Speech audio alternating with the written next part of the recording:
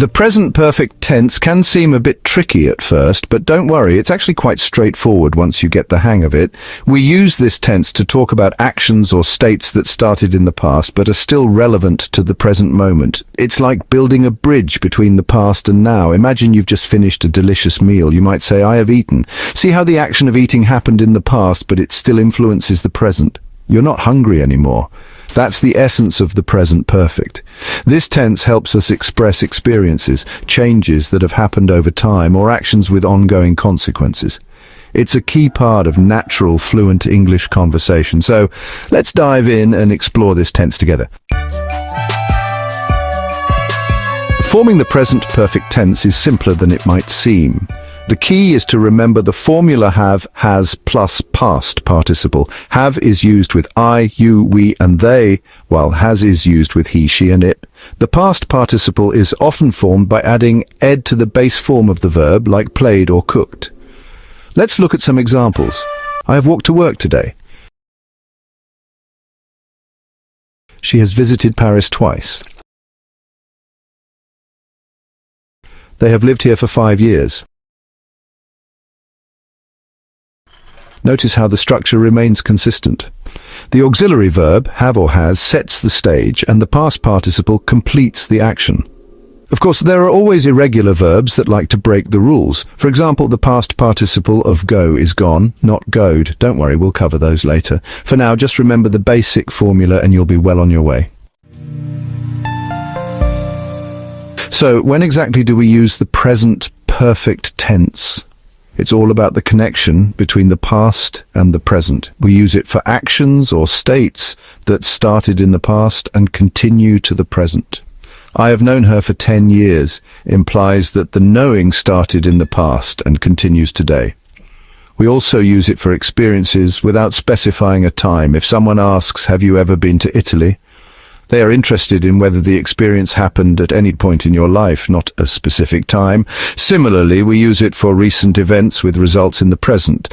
"I've lost my keys" indicates that the keys were lost recently and the speaker is still affected by the loss. Remember, the present perfect is all about the relevance of the past to the present moment. Keep this in mind and you'll be able to use it like a pro.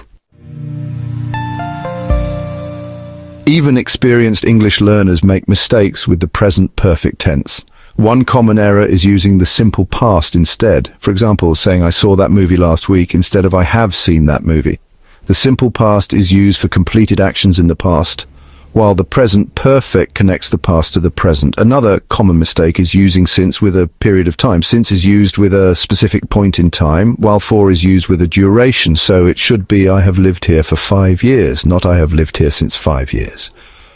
Remember, these mistakes are perfectly normal. Don't be afraid to make them and learn from them.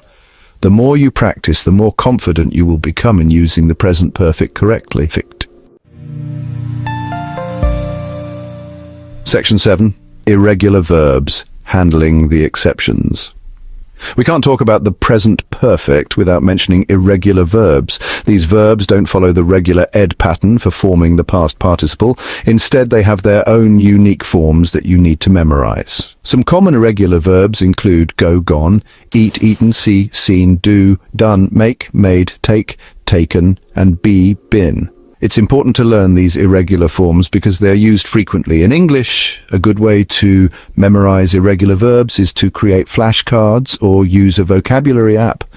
You can also try writing sentences using different irregular verbs in the present perfect tense. The more you practice, the more natural these forms will become. Section 8. Conclusion. Mastering the present perfect. Congratulations! You've reached the end of this guide to the present perfect tense. You've learned about its structure, usage, and common mistakes. You've also practiced using it in different contexts. Remember, the present perfect is all about connecting the past to the present. It's used for actions or states that started in the past and are still relevant now. Keep practicing, and soon you'll be using this tense with confidence and fluency.